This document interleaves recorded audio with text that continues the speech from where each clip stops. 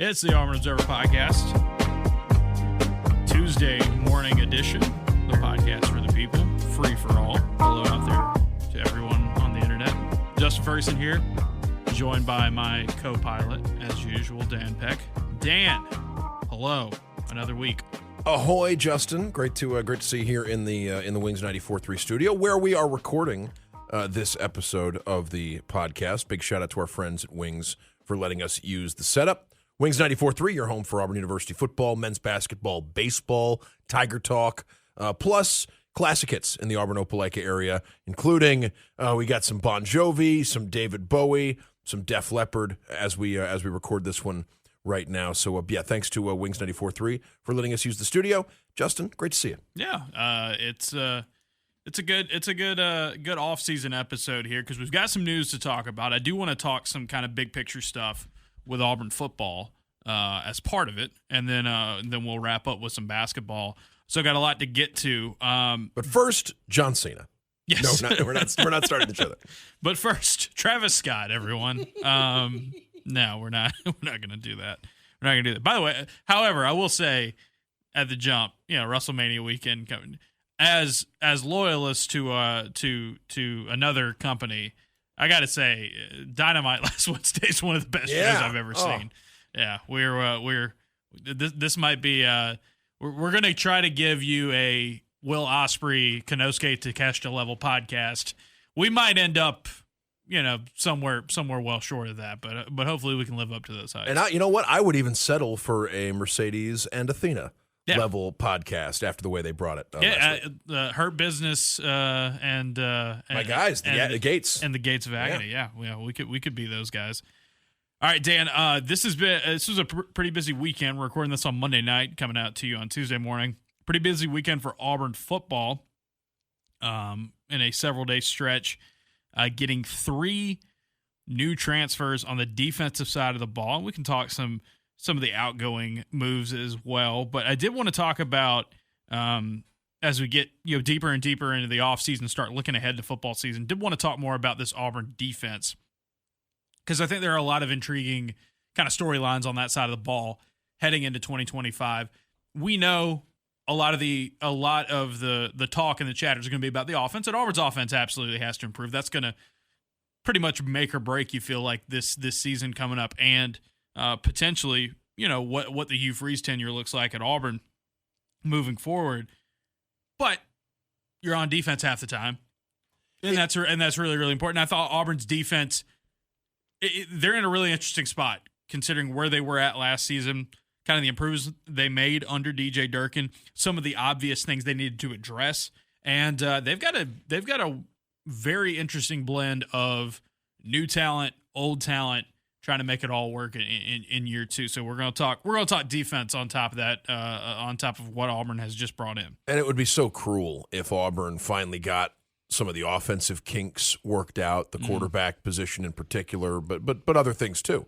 If they got all that worked out, but it was the defense holding the team back from winning football games, which is a possibility in 2025. But because you do have the short list of the best players from the 2024 defense, most of them are gone, right? Yes. So, that's a challenge for a team trying to not just maintain a standard, but improve on what they did last year. But you get the sense that they're pretty happy with the replacements they've been developing in-house, and they've gone out and added multiple players to the program who can make an impact this season. So let's go through those multiple players that Auburn has picked up this weekend, and it's a good way to do it. I haven't written anything about them. I felt like podcast format, just kind of talking about them, might be a little bit better for this trio. Let's start, Dan, with probably the biggest need coming out of spring practices, I would say, for Auburn, especially on the defensive side of the ball, was linebacker, inside linebacker.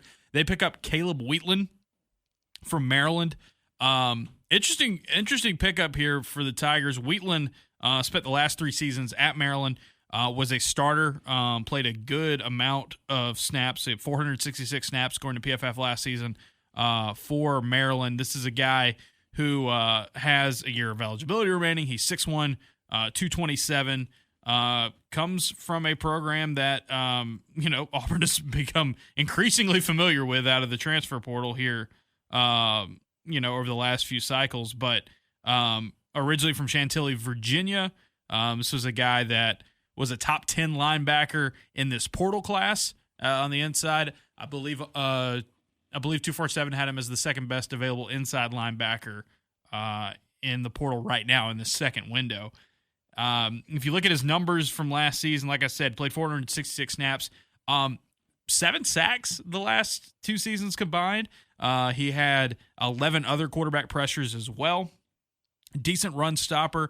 PFF gave him his best grade in coverage. So, good coverage grade, good pass rushing grade.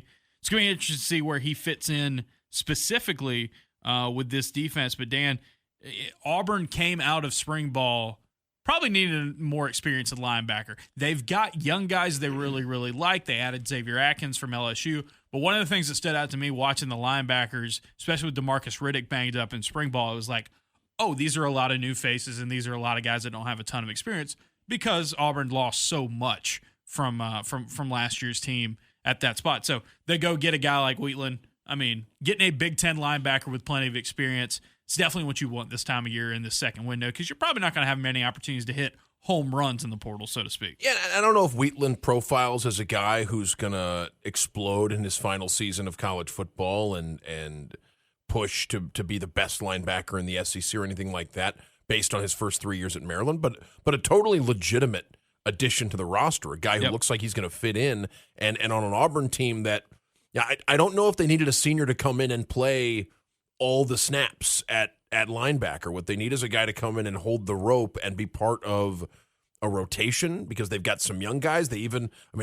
Robert Woodyard, I don't know necessarily qualifies as a young guy. He's been a project for a couple of years, but I think they see a role for him this year at linebacker.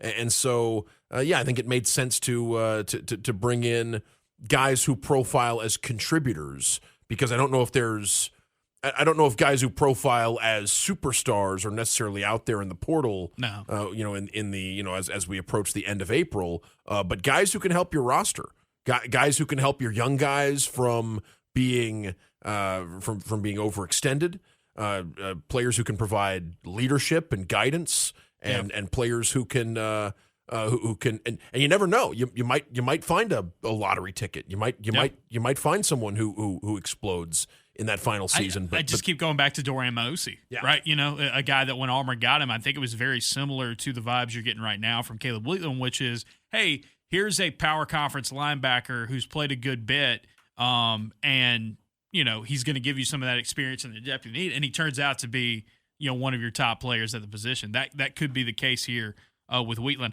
Just looking at his numbers again, like digging in, like had a pressure or two pretty much every game. Seems to be a very good blitzer, good in space as well. His coverage grades, like I said earlier, track out really, really well.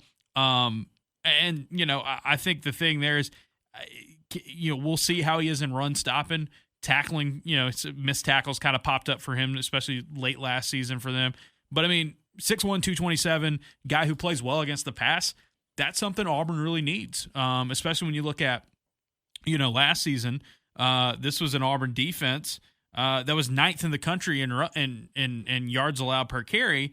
But I think when Auburn's defense struggled or where their bigger issues came in the area of pass coverage, they were 66th in the country in pass defense last season. So top 10 run defense, bottom half in the nation, or thereabouts. Pass defense. You bring in a linebacker who's posted some good numbers against the pass, you'll definitely take that. I think it's a really good pickup to have, especially like I said, his numbers may not just scream instant impact, huge superstar type of player, Dan, but like I said, a lot of these places that grade the transfer portal, like 247 had him as the second best linebacker available. This is among the best of who you could have gone out and gotten at a position of need right now for Auburn. And you can spin it almost any way when they add a player too, right? Because if Auburn goes and gets someone from a lower level, a D2 player or even a mid-major, you can think, well, you have the production there, but maybe playing in major conference football, he can unlock something, or it's an opportunity to play against better competition with a player like with a player like Caleb. Like it seems like this is someone who, I mean, he's already familiar with the Big Ten. He's getting a chance to continue his career and maybe provide really crucial either snaps or really important depth for Auburn behind the guys who are actually getting the snaps, because Auburn does like the crop of young linebackers that they have right now. It's just, I think, a numbers game, right? It's just they probably didn't feel like they had enough in the linebacker room. I think the plan is for Riddick to play a ton this season. And I think Woodyard's gotten to that position as well. Right. And so, I mean, they have two linebackers who are penciled in for a lot of snaps. The issue is, I mean, I think Auburn was without a plan B that they felt really good about if something happened to one of those two players. Yeah. And now, well, we'll see with Xavier Atkins. Just doesn't have a ton of experience. And I think those young guys they brought in, Bryce Diaz, J.J. Falk, Elijah Melendez, all those guys I think physically look ready to play at this level, but are they ready to actually go out there and do it? And then remember, DJ Barber's still out there as well. But yeah, Auburn could have used another inside linebacker, and that was the one to go get in this class. And you were saying like with Maryland, Big Ten. I mean, like that's the conference to get dudes from if you're getting guys outside of the SEC, which of course you're doing right now because it's the second window. On top of that, Dan, an old friend, a familiar name back on the Plains, Jay Hardy, blast from the past. You may remember Jay Hardy from all the way back in the 2020 class for Auburn in the COVID year. Played a handful of snaps, looked like he played a dozen. Ended up transferring to Liberty. He redshirted. Had 2 seasons of pretty good production at Liberty, including the 2023 season where provided a lot of pass rushing from that interior line spot. He was listed at 6'3", 310. It was a dude who had 20 pressures in 2023. Last season struggled with injury, only played 113 snaps. Looking for a reset after what was a tough year for him. He's got one more year of eligibility. Not only does he know Auburn, Dan, he knows this staff.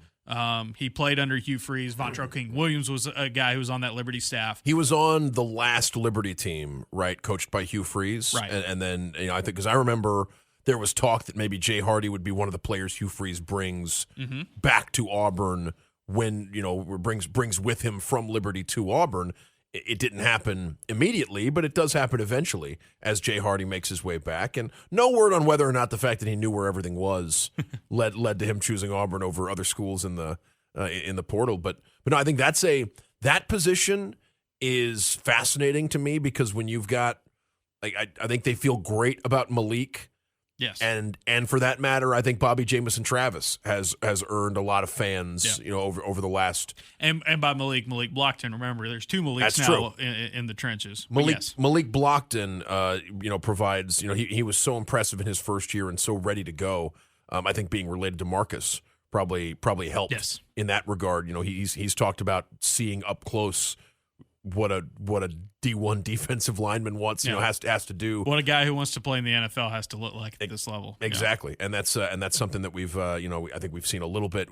He's scratched the surface of what he can do. And then Bobby Jamison Travis, guy, it took a year. Sometimes that happens with junior college players, late arrivals. The first season can be very quiet. Nick Fairley is probably a really good example of a quiet first season and a huge second season. Bobby Jamison Travis didn't have a Nick Fairley-like impact in his second season, but he was out there a lot. Yeah. I mean, Auburn went out and brought in proven major conference defensive tackles to challenge Jamison Travis for playing time, and Jamison Travis was the one out there. Yeah. Like he was the one out there competing for Auburn, and I think they feel very good about what could happen in his third season on the team, but there probably just wasn't enough proven production behind those two. They love the freshman class. Yeah. I think that there are multiple young guys who could get on the field the way Malik Blockton did as a true freshman. Yep. But they wanted to add to the veteran depth behind those guys and have more options and more competition, and that leads to the return. And also to be able to bring in a guy you've coached previously and as well as Hugh Freeze and his staff know Jay Hardy. It makes a lot of sense. Yeah, again, not a ton of production this past season because he dealt with injuries. It'll be interesting to see what kind of role he can attack. But if he can just give you some depth, if he can just give you if he can just be in the rotation, that's big. Like I said, 6'3", 310. This is a dude, Dan, it's a long time ago, but coming out of high school, top 100 prospect, one of the best players out of Tennessee. He was from Chattanooga. We would always mention when we listed the guys that were top 100 prospects coming out of high school, back when there weren't very many of them on the Auburn roster, and people would be stunned that Jay Hardy was on the list because he wasn't making a huge impact on the field. This was probably during his last season at Auburn. We would point out he only had one season at Auburn. When there were a select few number of players that that had signed with Auburn that were top 100 guys coming out of high school, and he was one of them, and a guy who I think would love to write a new chapter for his Auburn career. Yeah, I mean he started some games at Liberty, not necessarily a household name coming in with a ton of production to his name, but like I said, 2 years ago when he was fully healthy, he provided a good bit of pass rushing for a guy who's over 300 pounds. Like that's something special that you can use, because a lot of times your big gap pluggers, those guys are going to be big run stoppers. But if you can get, like, my thing with defensive tackles, especially noses, is like if you can get any sort of pass rush from them, that's a bonus. Because usually it's going to be on those on the edges. And the guys at that position that tend to be known for pass rushing can be liabilities in the run game. Against the run. So Correct. A guy who can give you, a combo guard, but it knows, right? Yep. Like you can give 100%. You a little. Yeah, I mean that's fantastic. And the metrics say Jay Hardy pretty good against the run, while also being a guy who can give you solid run stopper at Liberty. At his best, a really good pass rusher. We'll see how it translates to the SEC. Again, this was a guy who only played in that Northwestern Bowl game, back in 2020. I think that was it. And so he has not been a star at Liberty, but he was a serviceable rotation piece. And you just needed those guys. Like, I think Auburn's long-term plan, maybe even their short-term plan, is like, look, if Malik Autry, Jordan Crawford, Antonio Coleman, and those guys, if they're ready to play right now, turn them loose. Like that's what they want to do. But you don't want to go into a season having to rely on a bunch of young guys with no other option, like you were saying, at a position that is just absolutely brutal in the SEC to play. Because you're going up against big, huge, grown men that have played 5-6 years of college football. You don't want to do that in general. The thought of doing that in a make or break year, like in a season like this, it's moving day. Yeah, like this fall. Like these transfers, all three of these transfers we're going to talk about, and I think Wheatley's probably a step above this in terms of his past production. These aren't massive headlines. These aren't sound all the alarm bells, go nuts on social media. And unless you're signing Nico, you're probably not landing a transfer portal player. But you're filling needs. Yeah, exactly. Filling needs. You're filling needs. And it's like, this is not a perfect one-to-one comparison, but think of this as like a team like Auburn who wants to go and get 5-star, 4-star guys out of high school, but you'll still take some threes because they fill needs and they might turn into something. They might pop. They're good fits for you. They're exactly what you want positionally. It's a Chaney Johnson-esque acquisition sort of thing. It's like not you weren't shopping at the. I mean, because some of the examples of Auburn, like some of the best mid-major Auburn basketball players, were still guys where Auburn was shopping at the top of the market. Sure. To go get Broome or to go get Denver. I'll give you a football example. It's like Auburn got Jarquez Hunter as they needed a running back, and Jarquez Hunter ended up being one of the best players they've had over the last several years. Sometimes it just pops like that, And to me, the spring window, like the best case scenario over. I mean, unless you're talking about, look, if you are an SEC team that's got like a vacancy, a high level vacancy at a position, that can change things. Because then you're talking about, I mean, guys might go into the portal to try to be your new quarterback or your new starting running back. There's not a lot of that right now. There's not a lot of that. I think in part because teams invested so heavily in their rosters back in December. Right, yes. Like you just don't see. Well, and you want to have them here as long as possible, unless there's an unexpected development like what Tennessee dealt with. Like you're not really seeing like a hyper. Oh, we an urgent position where an SEC team has to fill it or something like that. What you are seeing though, like you said, are teams filling needs and making sensible acquisitions. And I think about Keiron Crawford last year. Right, mm-hmm. which is a little bit different because that's a guy jumping up from the mid-major level, thinking that he can improve his situation with multiple years left. But I still, he didn't project as a starter when Auburn went and got Kieran Crawford. No. But he was somebody where there was reason to believe he made your team better immediately, and there was reason to believe he was going to make your team better for multiple seasons if both parties wanted it. Yeah, and I mean, I think Bell Connolly tweeted this last week or so. It was like with the transfer portal, it was like, oh, it feels like every third stringer in the country is changing teams right now. And it's like, that's kind of the basis of the spring ball, but it's positions you want, right? You may have a surplus at one position and you're not as deep as other ones. So you may lose guys at those surplus positions, but you'll be able to go out there and bring those guys in. And it's just, depth is so important. Like and we'll talk Auburn basketball later on in the show and their pickup. Like, it's so different because, when we talk about a transfer for Auburn basketball, right? This is, you can do a full breakdown on them and you can go all this and do deep dives because there's only so many of them, right? There's only at max maybe a dozen guys who are going to play for you. In football, it's 4 or 5 times that amount. And so just having those numbers, even if they're not big name, you can see it all. It's just the nature of the sport so different. And so this second window in football is more about just addressing needs, shoring up your roster more than anything else. One more here. I like this pickup too, by the way. This is a fun one. James Ash from Florida A&M, listed this past season at 6'4", 280. Originally from Tampa, Florida.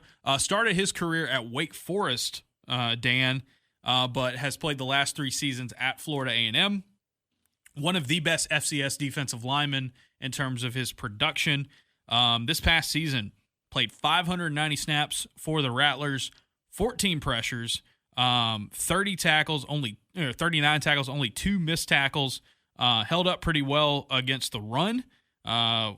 Just really good grades across the board these last 2 seasons. Fits more of that Malik Blockton type, like that kind of defensive lineman. Maybe like what they have with Keldrick Falk and that kind of Amaris Williams, kind of that position. Projects that kind of size-wise. But yeah, I mean, James Ash was, one of the better players in the SWAC these last couple of seasons. Productive against the run and the pass, really good two-way defensive lineman. I like this pickup because, again, it addresses a need, it shores up a position, and what if this dude, who at one point was a 3-star that started his career in the ACC, if playing time's kind of gotten him to that level, what does he look like in the SEC? Might be a guy who can make an impact for you. And I think a way to illustrate, like, if you're looking for reason to believe that wins that you haven't seen in the Freeze era so far could happen this fall, you think about the difference in, like, when Freeze arrived, and even to an extent last season, but especially that first year, they were assembling entire position groups out of, what can we find in the portal, kind of late in the process, like what veterans are out there looking to break into the SEC for the first time, or looking to, if they're not happy on the depth chart where they are and they want an opportunity for more playing time at a program that's like starting over. Like, that's where Auburn was a couple of years ago. And they were signing players that have similar profiles to some of the guys they signed this weekend. The difference is they already have, like, established in-house players who have played a lot, and they're supplementing the position groups with players like the linebackers they added or the defensive linemen they added. It's not as though, as opposed to a couple of years ago when the room was empty or there was one in the entire room, and you're adding whatever you can find in the transfer portal in order to field a competitive roster. It does feel like, even if you haven't seen a leap forward on the field in the win-loss record, it does feel like a very different situation as far as how they're assembling the roster now and how they're adding to the roster now versus what they were doing.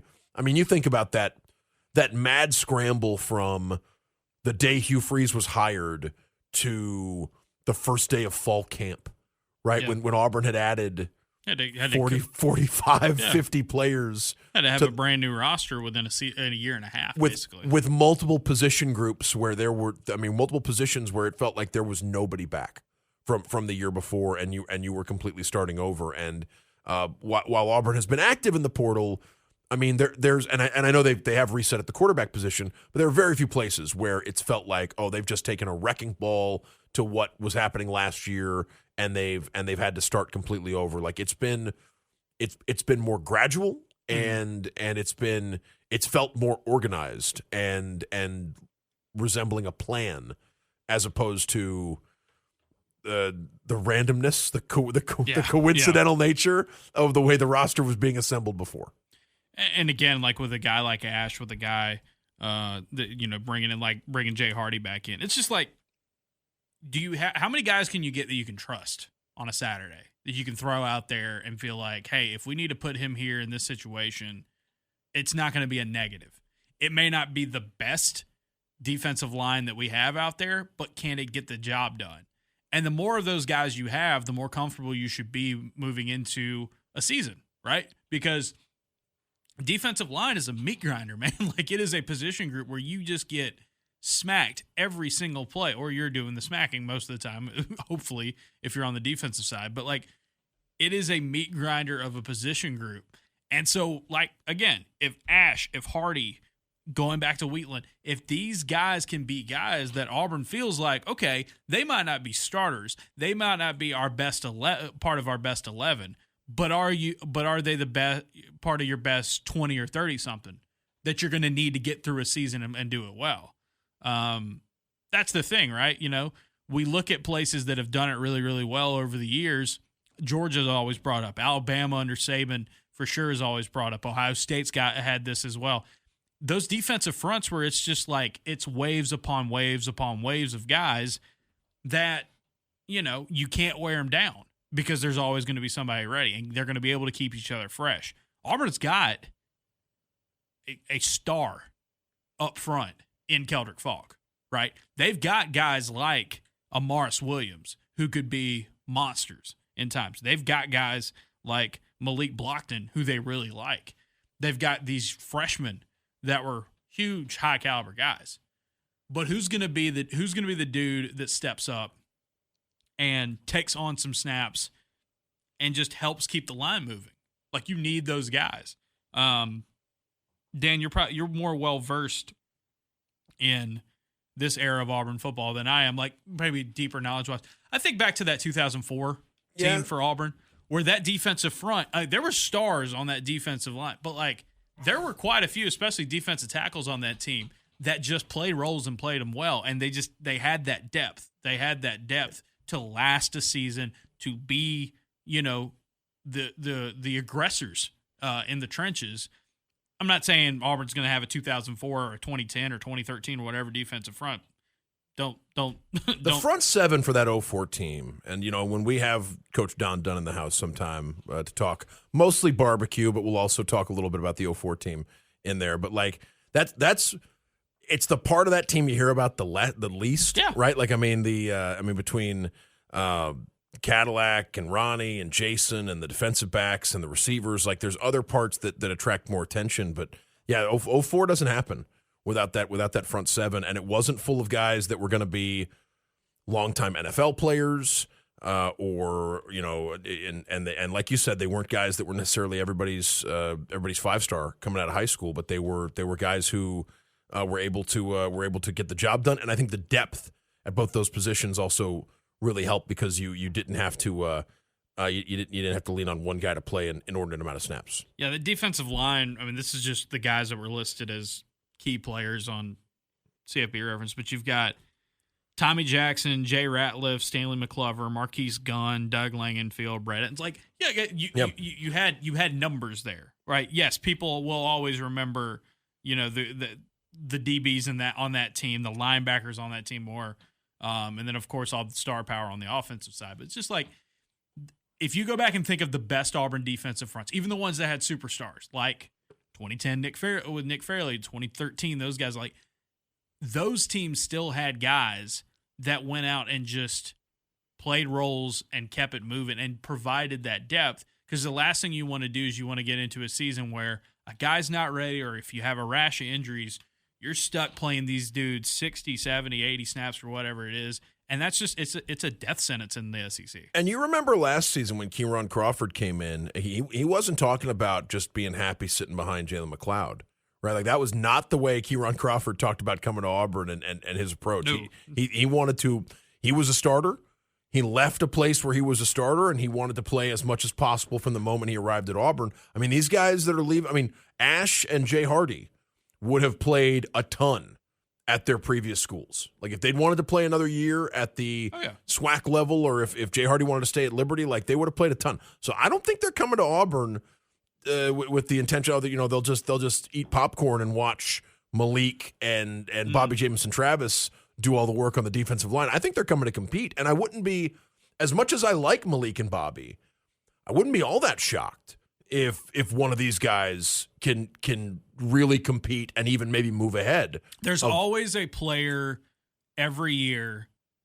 There's always a player or two every year who's not a heralded pickup who becomes somebody you have to rely on, and vice versa.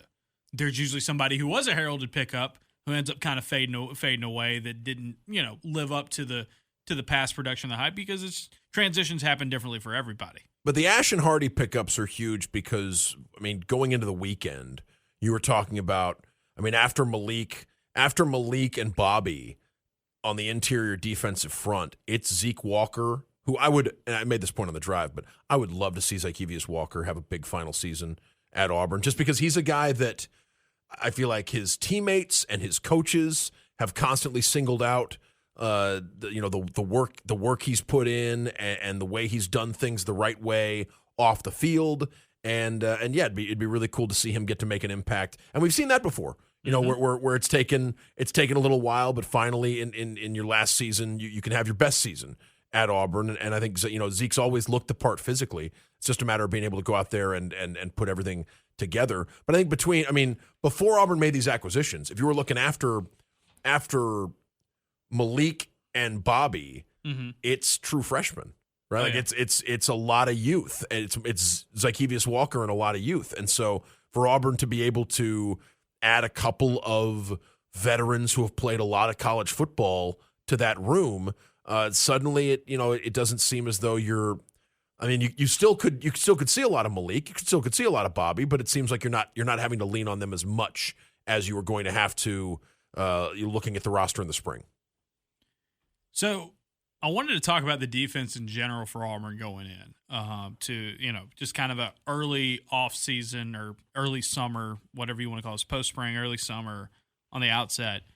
So Auburn defense, Dan, where we think it's kind of heading, and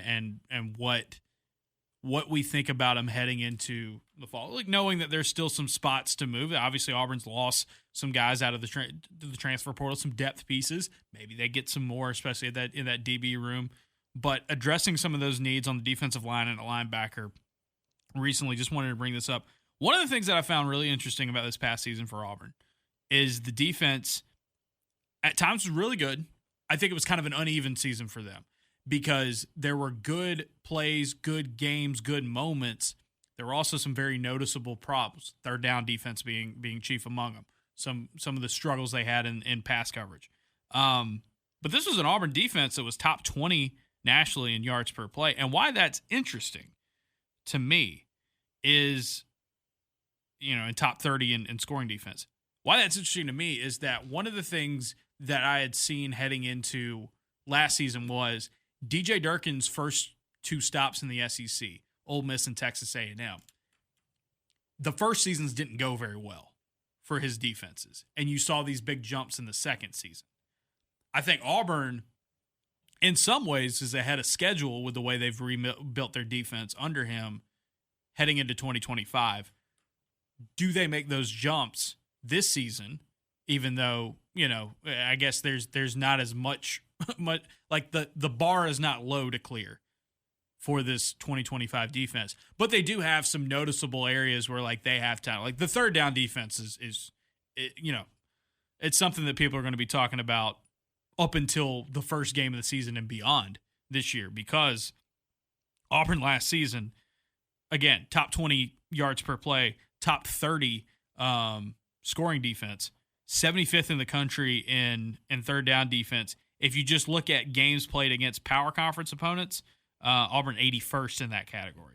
There were several games last season where if you wanted to know why Auburn lost, or a big reason why Auburn lost on the defensive side of the ball, in addition to everything that happened on offense, it was that third down defense, Couldn't get off the field against Georgia, couldn't get off the field in key spots against Arkansas. Yeah, the Arkansas one was the one that where it felt like, and Arkansas converted a bunch of third and longs. Yeah. Right, like that was the part that was, and that's where Cal was 10 and 19 on third downs in that game. A&M, Auburn ended up winning that game, but A&M stayed on the field a good bit. They had a ton of plays, and then Alabama just got whatever they wanted in that game. They were 12 of 18 on third downs. Third down defense, isolating it can be misleading, right? Because you don't know, well, if it's 3rd and 1, 3rd and 2 a lot, of course the team is going to do well. But there were games where Auburn felt like 3rd and long was the problem, right? Which gets back to your pass rush and your pass coverage, right? Like those are what's that's what's under the gun when it's 3rd and long. Here's your stat.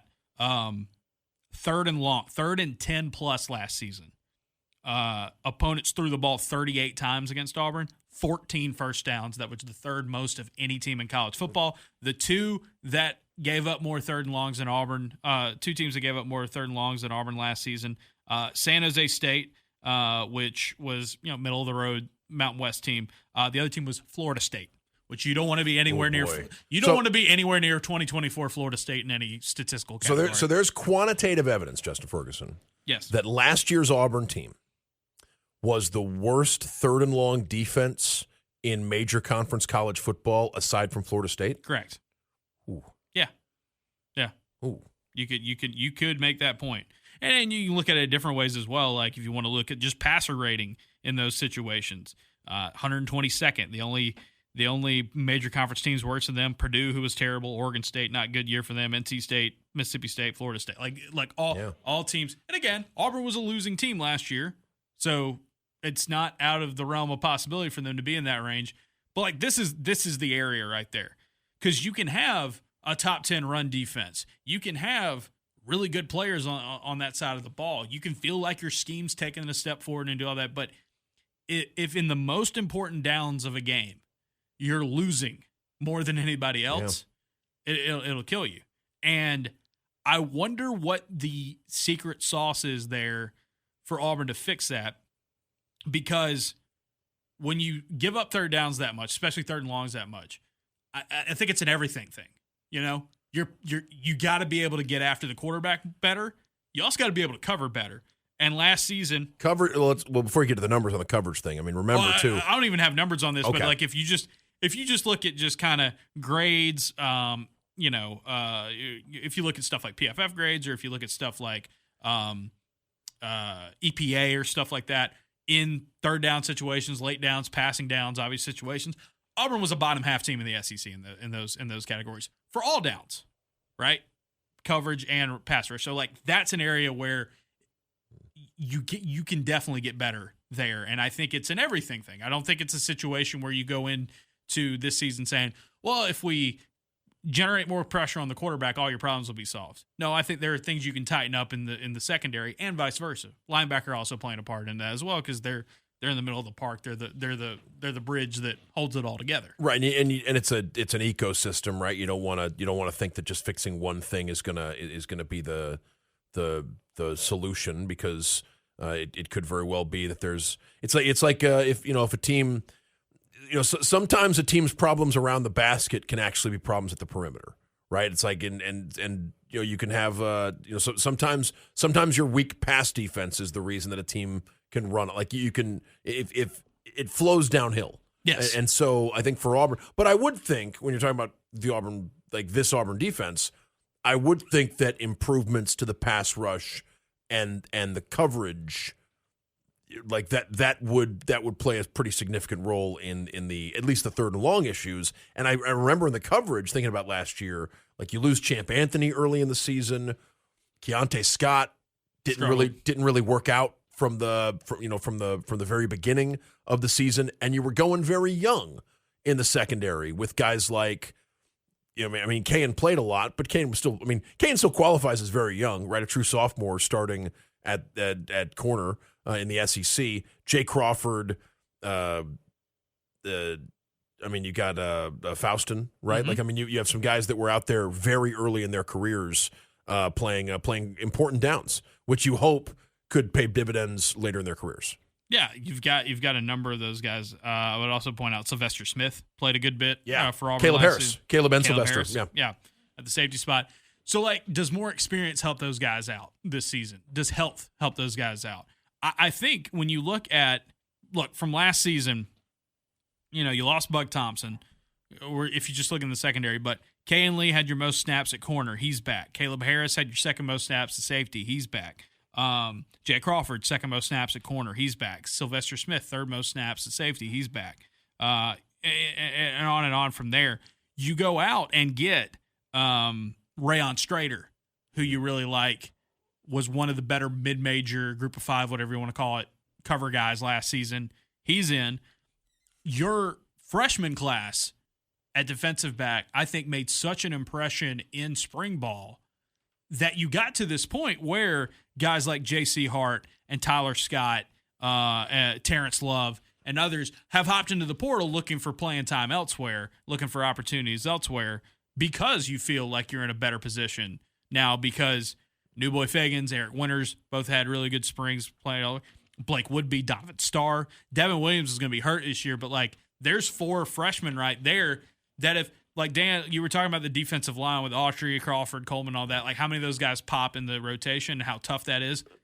On the flip side, if you told me those four freshmen for Auburn this year played roles in that secondary, I wouldn't be surprised. Think about the freshmen who played last year, right? Correct. I mean, Auburn has shown that if you can get out there and play, like, age has very little to do with it. So I think that with and boy, were Winters and New Boy impressive in flashes. Not just and Starr was Woodby. And Woodby. Yeah, I mean there were times, and we didn't go to a ton of practices this year with this spring with basketball, but like the ones I saw, there were a couple of times where I looked up and I said, man, Blake Woodby's getting the third corner reps right now. Yeah.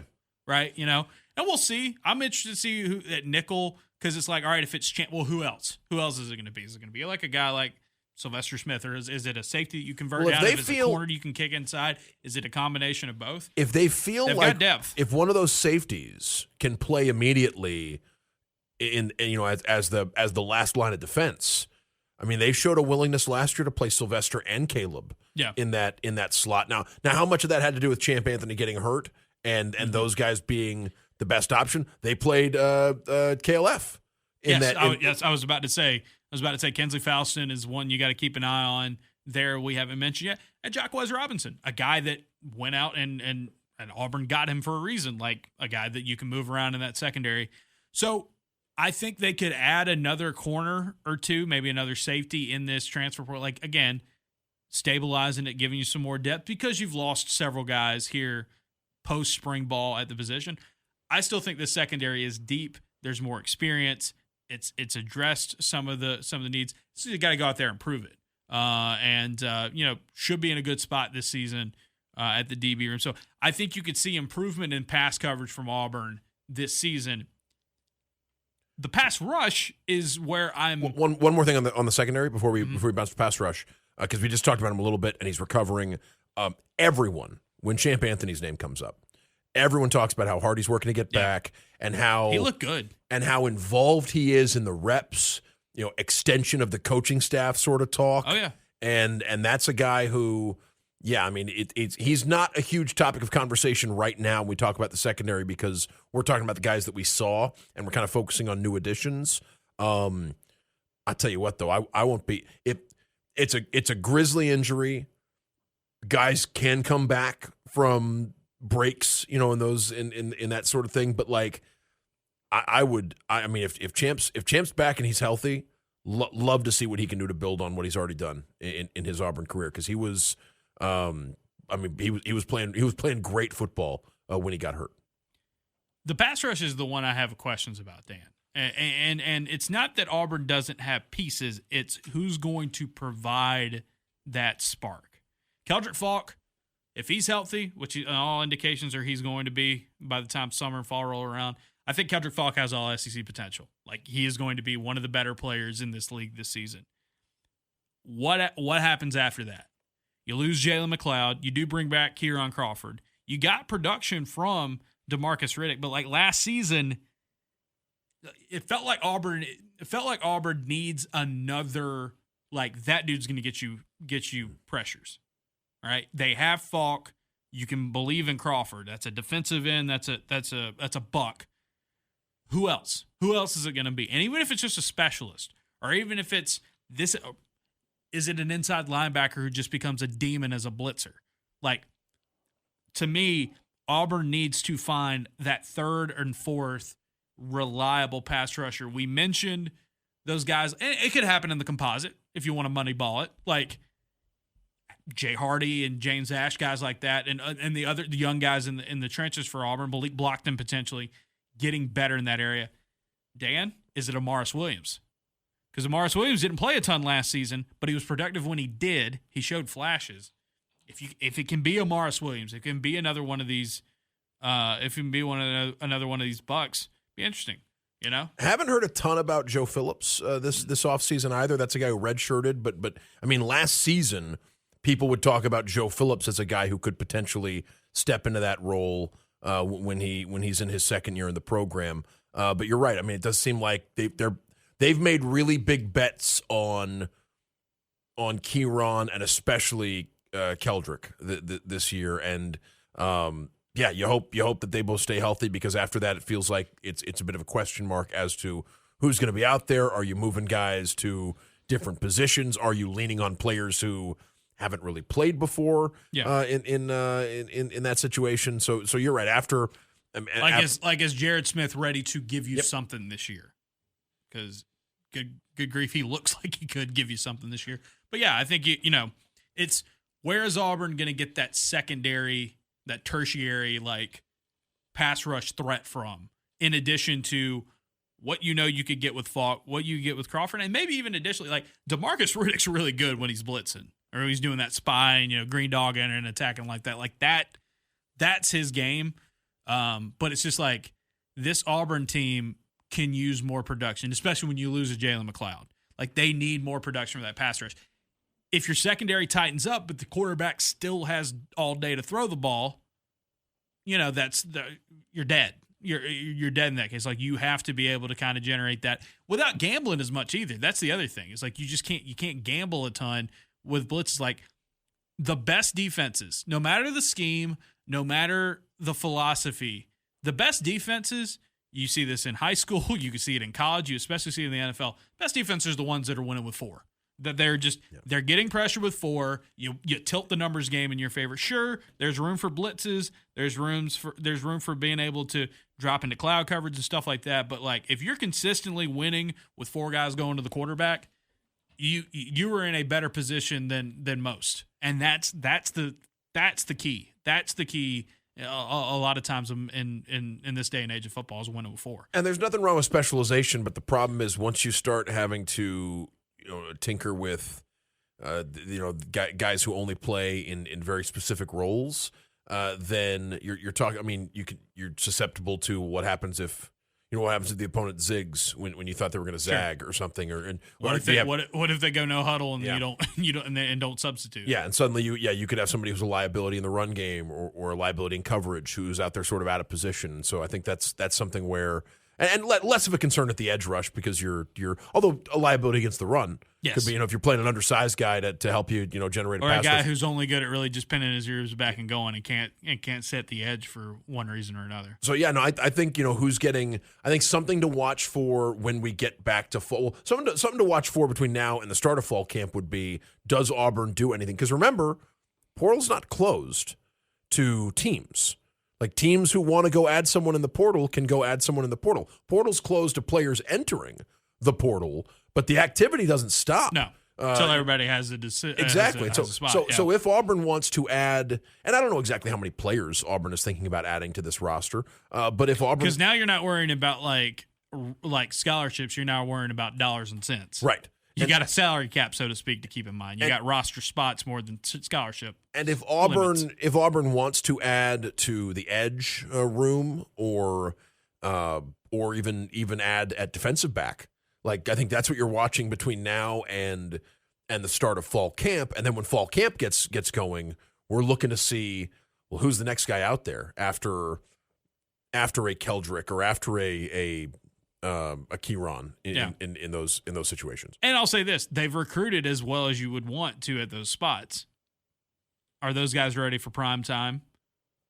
Who's going to be able to step up around them? Is it going to have to be some sort of combination? Usually, it needs to be some sort of combination. We did not leave spring practice being able to say, like, all right, well, definitively, yes, those guys are all, it seems like from not just what we saw, but from talking to folks, like those guys are all ready to. Seems like there could still be some seasoning with we're talking about multiple players who redshirted last year too, sure. right? I mean, so it's or guys who just didn't get a ton of playing time, or guys who didn't get a ton of playing time, and so there's it could take a little bit longer, and I think it would signify that if Auburn actually went and added to the room between now and the start of fall camp, if they went and found a veteran option that they thought gave them a better chance to win and brought him in. All right, we'll talk some basketball here because Auburn got a big pickup in the portal this weekend as well. Before we do that, let's take care of some business. If you like the show and you want more of it, auburnobserver.com, sign up there. We do this show twice a week. You're listening to the free one that's going to come out on Tuesday mornings during the off season. We have a paid one just for subscribers that comes out on Friday mornings. So if you want that, go to auburnobserver.com. $6 a month or $60 a year. Every time we drop a newsletter or a podcast, it gets sent straight to your email inbox. You got the roster tracker for basketball on there, a whole lot of stuff, breakdowns of every single pickup Auburn has had in basketball through the portal, and then, of course, football coverage and more throughout the year. I mean, heck, this is a great time to sign up because you sign up here, you get all of football season, all of basketball season, a good chunk of portal season for both sports before you have to renew. So auburnobserver.com, sign up there. You can give us 5 stars, give us a shout out on Apple Podcast, Spotify, wherever you can rate your podcast. Helps us out a ton. We appreciate that greatly. And Dan, let's talk some basketball. You ready to talk some basketball? Yeah, I think so. Elyjah Freeman, a guy we've had our eye on for a minute now because he's been in the portal for a while, and Auburn was attached to him for a good bit. Deciding on the Tigers on Saturday, it's a big pickup for a number of reasons. Chief among them, there were a lot of really good teams after him. Kentucky, Tennessee, Indiana. He visited Tennessee after he visited Auburn. He still picks Auburn. Danny's not a JUCO player. He's not from Northwest Florida State. But a guy from Lincoln Memorial, a D2 school, Auburn continues to want to go in and find value and find dudes that can play at the SEC level from unexpected places. Obviously, we'll talk about it with Freeman. Auburn was far from the only one to see the potential in Elyjah Freeman, but I think one of the cool things about basketball, and I know the portal's crazy and everybody's nuts about like NIL and how much money teams are spending and how people can move to, and yes, there are negatives to it. I do think, though, one of the cool things about this area of college basketball is that guys can grind their way up here from almost anywhere. And we saw it, we talked about them all season long, the overachievers, the Auburn's guys who went from small schools to Final Four SEC championship glory.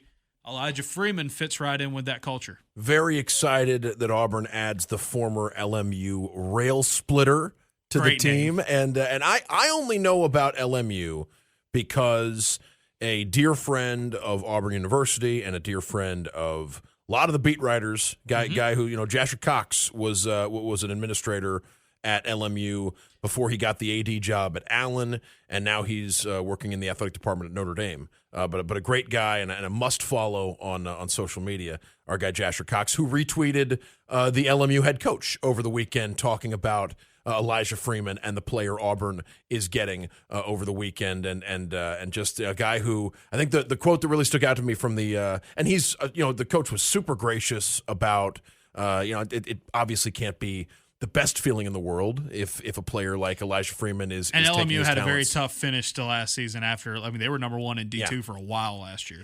Taking his talents elsewhere, but I think you have to understand, and he mentions that Elijah's best basketball is still in front of him, which is saying something considering the season he just had at LMU. That was the. It's not like this is some maybe it'll all work out eventually. Like this is some, and again, there's a jump. D2 basketball to the SEC is big. I think Chaney Johnson showed that there is a transition. There is something you have to get. But man, Elyjah Freeman, he is probably, of the guys that I have watched film of and done these breakdown scouting reports on over the last several cycles for Auburn, he's probably the most unique one that I came across because his story is fascinating to me. This is a guy that when he was in the 8th grade, he was 5'8". He grows. He's a foot taller now, but he was a guard, and he finally got bigger. 6'6" by the time he was in the 11th grade. He split his time between baseball and basketball, and he shoots up in size, late bloomer, and a coach tells him, "Hey, dude, go play basketball. That's where your future is." And so, in 11th grade, he solely dedicates himself to basketball. It's late.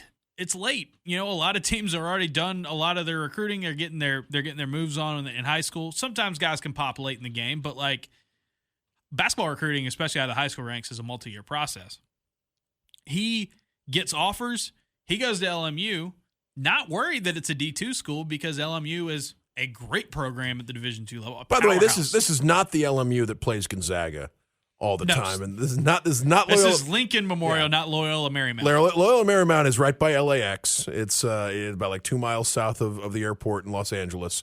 It's not the same school as the one. This one is in Harrogate, Tennessee. Harrogate, Tennessee, baby. Shout out to the Rail Splitters.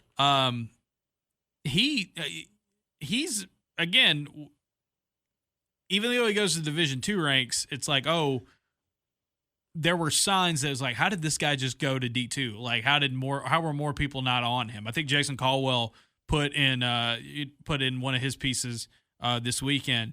Good friend of the newsletter, Jason Caldwell, saying you watch him and you're how was this dude not at FAU, FIU, South Florida? This is the kind of marginal, and I use that term respectfully, but coming out of high school, a marginal recruit, a project. Later, coming to the sport a little bit later in life.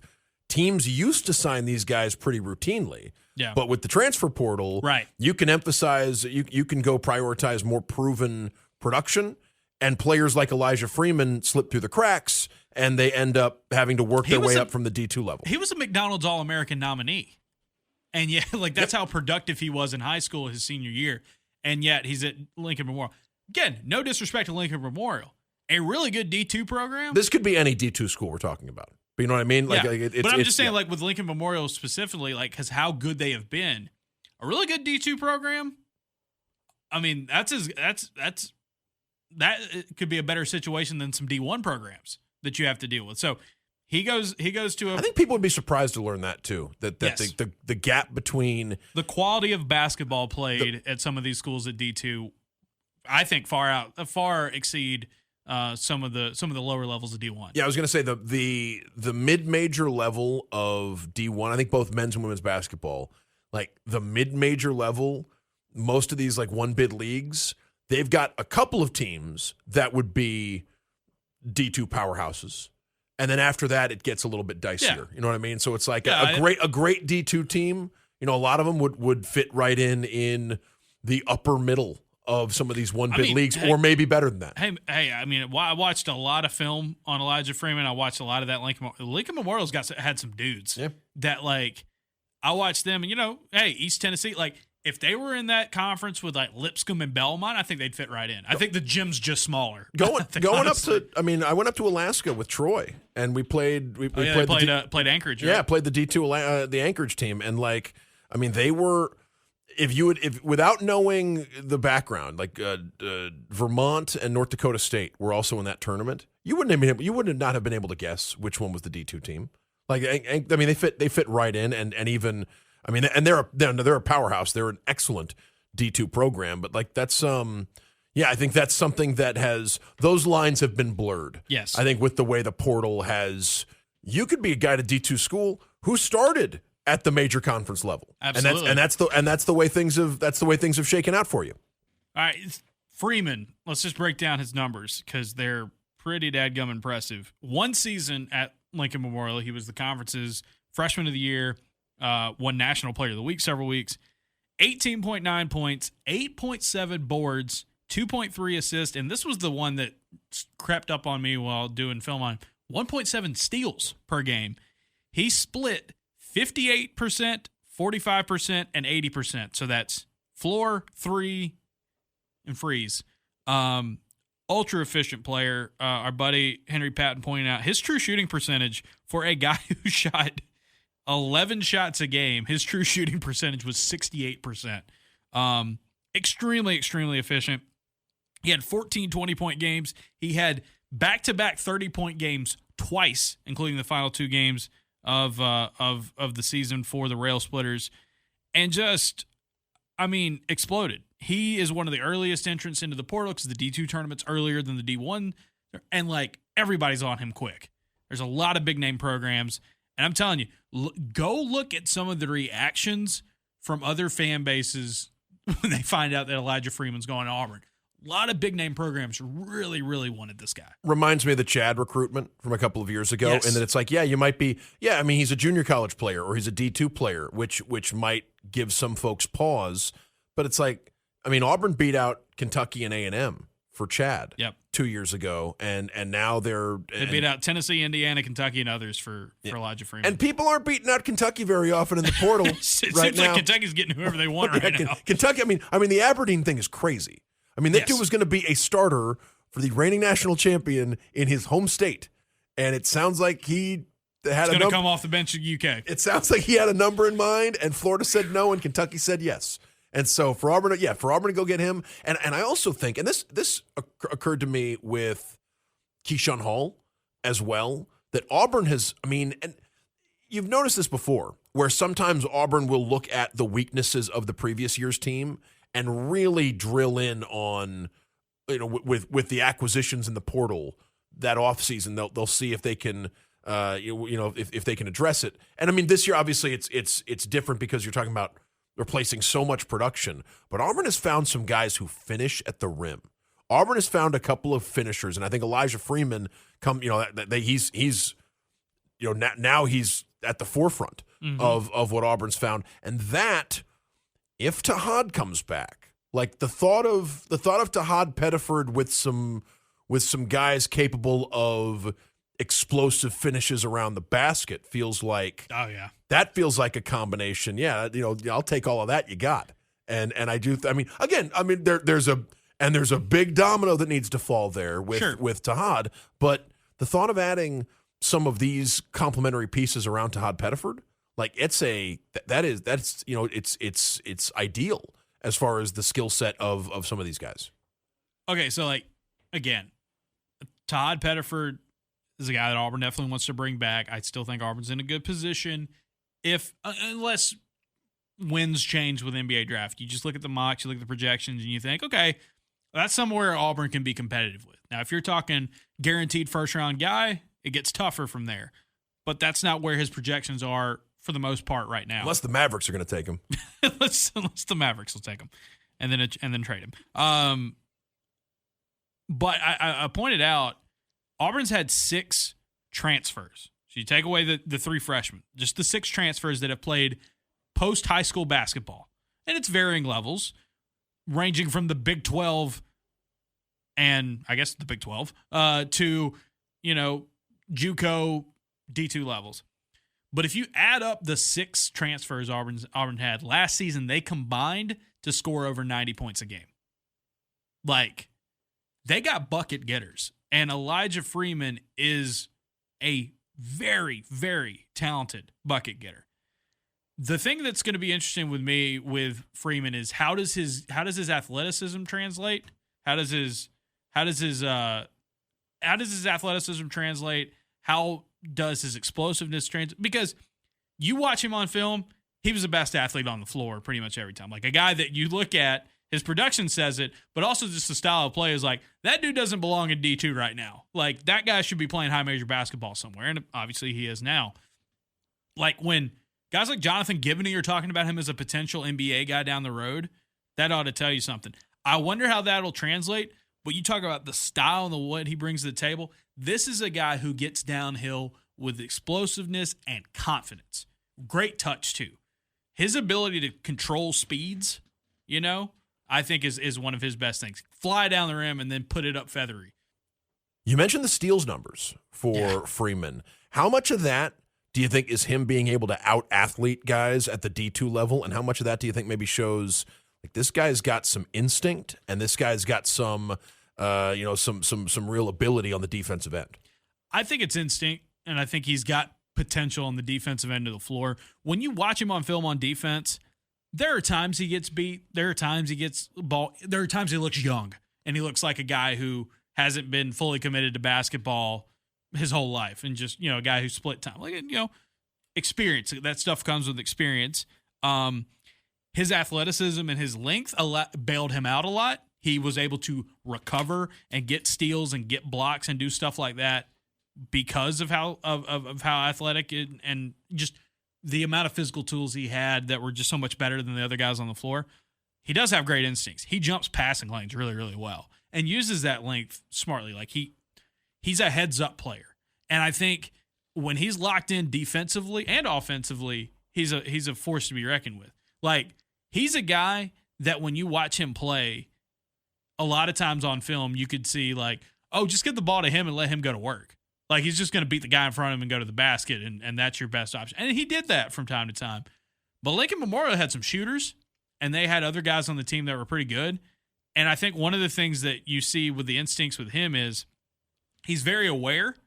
And so when defenses are doubling or when they are worried about him, like he can you back off, he'll shoot. You press up, he can go by you. If you send an extra guy, he's good at he had some good assist numbers. He had some good passing. And so to your point there with defense, I think he's a very instinctual player. Like you watch him, he's tall, kind of heads up guy, really, really fun player. And again, I'm interested to see where he plays. Bruce Pearl called him a guard forward. Meanwhile, Keyshawn Hall was more of a forward in the breakdown. I think he's a 3. I don't think he's the Chad Baker Mazar replacement off the bat because it's a D2 to SEC jump. But I think at the wing position, he's gonna give you some good minutes right away. Didn't shoot a ton of threes at the D2 level, about 2 a game, but he knocked them down when he did. And I think that will get more spacing, more weapons on the floor around him. I think he could really thrive. So if Tahad returns, I would say that it's a safe bet Tahad and the Keyshawns are starting. Yes. The 2 and the 3 feel like there's some competition and there are some choices depending on what you want your team to do. Bruce Pearl likes his veterans, so it wouldn't be all that shocking to see, I don't know, Bashir and Overton maybe as the lead candidates. But Auburn's got. I think they're going to be in a market for one more guard, and maybe one more big. I mean, they've been linked to some more guys. Like I think that Auburn was the question. Is sort of what do you think Auburn is done or close to done as far as assembling this roster? If Tahad comes back, they're at 10 scholarship guys right now, so they've got room. 3 freshmen, right? Mm-hmm. Yes, 10, with the 3 freshmen. Yeah.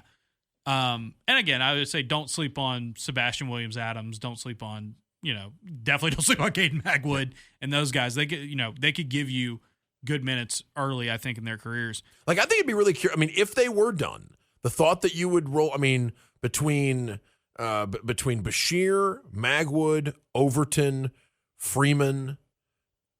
I mean that you would need to find 80 minutes at the 2 and the 3, and also maybe some of them are playing. I mean, you got to figure out what to do at point guard when Tahad isn't out there. Yeah, but I think that's another big question right now. If they could get a combo guard, I think they may need a backup point anyway.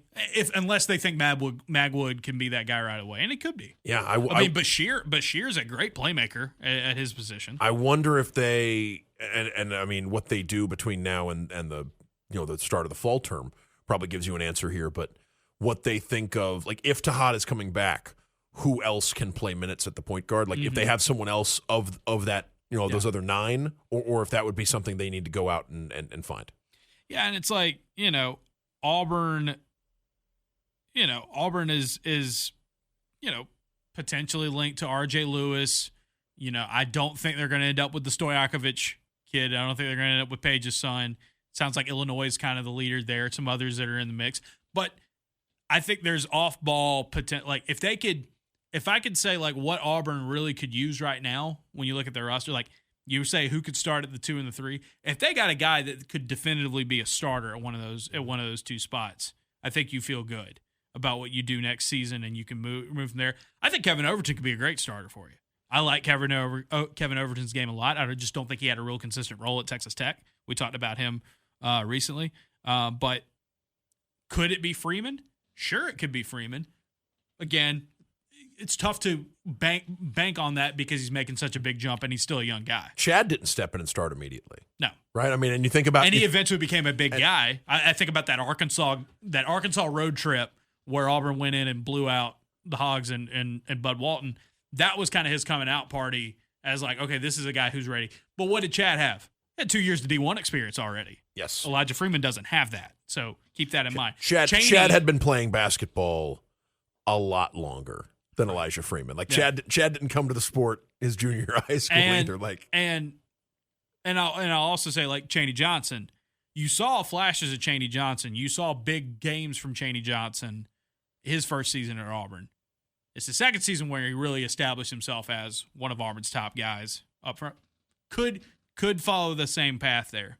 Or who knows, man, maybe he's the guy that, like, should have been a blue chip coming out of high school, should have been a guy who's already been in this spot. So he's a great pickup.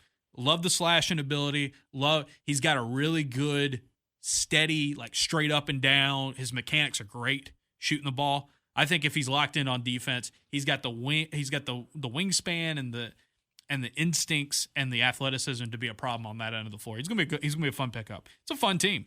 I just think one or two more positions to kind of wrap this thing up, they'll be in a really good spot next year. And again, all eyes still on the Tahai Pettiford decision. In a wide open SEC too. Like, that's the other thing to think about is that last year Kentucky's going to try to, and I'm not saying this disparagingly because I think Mark Pope's a great coach and I think they're going to have a really good roster. Kentucky's going to try to buy their way into a preseason high ranking. Sure. They're doing a pretty good job of that already. And without even with the reigning national champion in the conference, there's not an obvious team when you look at what they're bringing back that is like, oh, that's the clear favorite. Yeah. Most Tennessee hadn't made a ton of splashes in the portal, and then they go out and get a 5-star. Like, so like they're in a good, but everybody's loading up. But a lot of the best players from last year's Tennessee team aren't there anymore. Like, that's, like one of the secret sauce, I think, behind the SEC having that incredible year last year. So many teams brought back key players. Returning production. Yeah. I mean, it was one of the things, and again, this was just last season. Like, this could change. But I mean, that was the unifying thing. That was the common thread of the Elite Eight this past year, was that all of those teams returned a considerable amount of production. Even Duke, who went out and got 3 lottery picks out of the high school ranks. And so, yeah, I think the preseason polls, maybe I think the SEC could be could struggle to find representation in your preseason top 10s and top 15s because so many of the best teams in the SEC are so different from last year.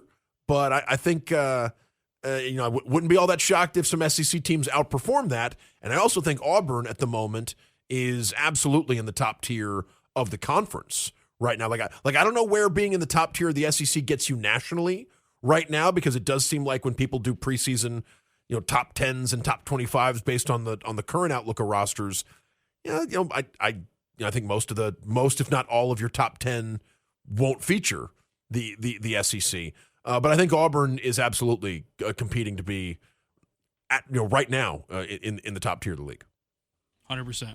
I think it's going to be wide open, like you said, and Auburn's in a really good position because, I mean, a year after 4 Elite Eight teams, 2 Final Four teams, and the national champion, they could all be good. It just will look completely different. Yeah. Like, I don't think it's going to be as dominant, and I would expect like the ACC to be better. And I think Aiden's the only guy coming back from Bama, right?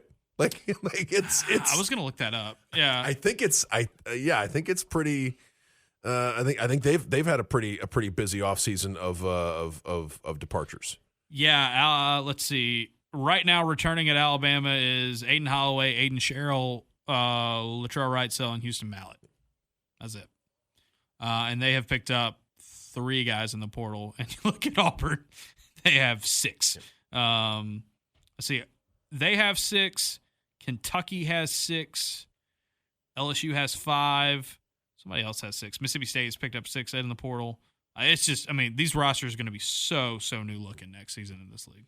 We're going to spend all summer learning who's in the SEC now. Yeah, because these rosters are so many of them are going to be unrecognizable. All right, Dan, that'll do it. I think I've got some Monday night nonsense for you here. Before we do that, before we do that, just quick little business before we go. AuburnObserver.com. Sign up, $60 a month, $60 a year. Full Elyjah Freeman breakdown. I've done 6 of these film breakdowns here over the last week and a half. So check it out. It's been busy. We'll have some more football later this week. Wednesday newsletter will be on football. Thursday mailbag. Again, we are putting the podcast on Friday, the mailbag on Thursdays here in the off season. So send in your questions. You can tweet them at me. You can email them to me. Those will go out on Thursday. And appreciate everybody listening. And let's do another mailbag show soon. That was fun. Yeah, don't want to overdo it, but we may do one. We may do one monthly, maybe next month. We might do it monthly. Yeah. It'll save some time. We started the show with the Cena thing. I don't want to get too deep into pro wrestling. I do want to say I've been watching 2 things that I have greatly enjoyed that are available on streaming that I haven't talked about on the show so far, I don't think. Love the John Mulaney Netflix show. Yes. It's just fantastic. It feels like early Conan. It feels like prime Letterman. John Mulaney has great affinity for pop culture, but doesn't seem terribly interested in like anything from the last 10 or 15 years. So I think he's after, like, they're making jokes about Silk the Shocker and Bone Thugs and Harmony and the Mulholland Drive, and Randy Newman performed on the most recent episode of the Mulaney talk show. I still want the Goosh to book Randy Newman before it's too late. But no, that's fantastic. And I really enjoy the as you predicted, Justin Ferguson. I really enjoy the Seth Rogen studio show on Apple. The studio is absolutely it's a lot like, it's like Entourage meets the Larry Sanders Show, and it's just got it's a breath of fresh air. It's gorgeous, and I understand if it's a little too inside baseball about the movie business for some people, but it's very funny, and it's got that it's got that sort of like you'd have to be crazy to work in the entertainment industry, but you'd also, like, the people working in it feel like they'd go crazier working in any other industry. And there's it's funny stuff. I'm really enjoying it. So this isn't going to be anything obscure or anything like that, but I'll have to say it's back on right now. The new season's underway, and I'm willing to say it. I think Hacks is the best show on television right now. I love Hacks. I was absolutely certain that you were about to talk about The Last of Us. So I haven't started season 2 of The Last of Us yet. I know everyone's talking about it right now. I was going to guarantee that's what you were about to talk about. I played the games. I know exactly what happens, so I'm not shocked by anything that may or may not happen this season. So I'm already ahead of the game there. But I have not seen a second of Hacks. Oh, I need to. I know. So good. I know. I'm missing out. That's Gene my next. Smart is phenomenal, like beyond phenomenal, legendary. And Hannah's great too. Hannah Einbender's great. Yeah, I really enjoy. But this is Lorraine Newman's daughter, by the way, daughter, second generation comedian. It's a really, really good show. They're now in season 4. It's just been so much. Just the story and but the chemistry between the two leads is fantastic. It's a really, really funny show. It's also got some of that like subversive, acidic entertainment industry humor, from what I understand, kind of like the studio. I think you would enjoy it. I was certain you were going to say Last of Us when you're talking about it. It's like, because the secret's out. The secret on is Last out. of Us. Like we're not going. It's the biggest show on HBO. Yeah, but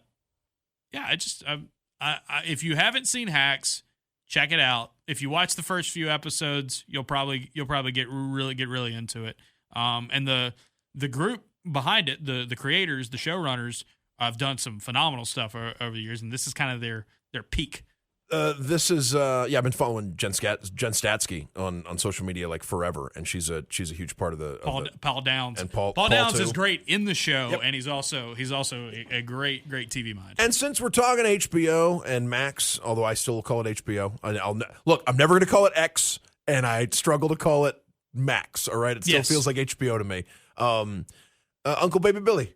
Right, as always, you know, we're huge McBride heads here, and this season of Gemstones is, I mean, the show's as good as. Tell you what, we'll see where you rank it, like when it's all said and done. Yeah, it's going to be one of my favorites. It's one of the best comedies they've ever had on HBO. Like it really is. Like Gemstones is fantastic, and I think it's gotten better as the seasons go on. Can I tell you what season 4 of Gemstones feels like to me?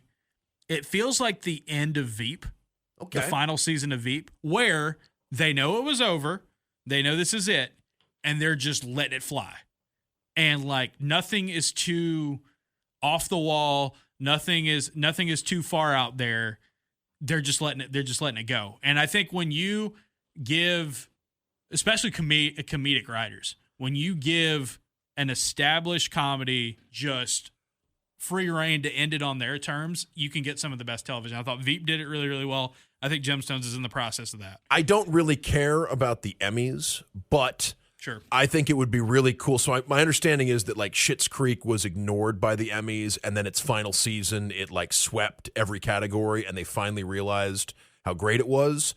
I would love to see the Gemstones rewarded in that fashion by the Emmys in its final season this year. Because I mean, look, Edie Patterson has been delivering, I mean, like jaw-droppingly great performances on that show. Yep. She's like Mike Trout, right? It's just routine. And Gemstones always has has had a guest actor, Eric Roberts, for a season, Eric Roberts run. Megan Mullally's doing it this season. Megan Mullally, but Steve Zahn. Yep. I mean, I think I tweeted that season when Steve Zahn was on. It was like adding Barry Bonds to like the Murderers Row Yankees. It was, you know, just over the top. And like Megan Mullally's definitely in that wheelhouse this year. And it's not too late if you have not jumped on the Gemstones yet. Like it's not too late because they're in the last season now, but they're all on HBO, and that thing is just military grade stuff.